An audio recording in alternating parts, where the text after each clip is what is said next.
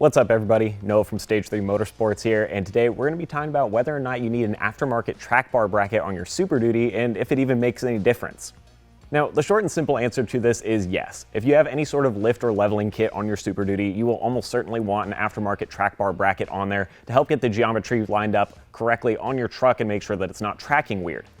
Now, what usually happens is as you bring the nose of the truck up in the air with that new suspension kit, it's going to adjust where the track bar sits and it's going to start to change the way that geometry is lined up so you're not getting it parallel with the drag link like you're supposed to, and it's going to move the whole axle out of alignment. And what you'll see is because the axle is shifting over and it's not centered on the truck any longer, on one side you're going to have tire kind of hanging outside of the wheel well, and it's going to look like you have a different offset wheel on there because there'll be about an inch to an inch and a half depending on the suspension, the amount of adjustment happening there, but inch to an inch and a half of rubber hanging out the outside, and on the other end that wheel's going to be sucked in because the whole axle is now moved over.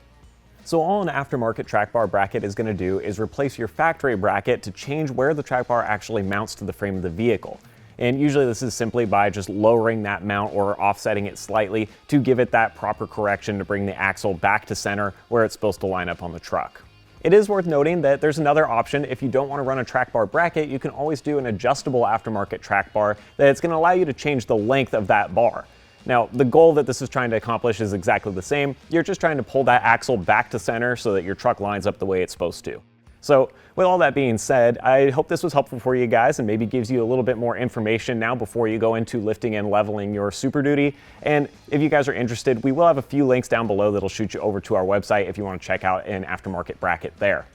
So as always, thank you guys for watching, and I will see you next time.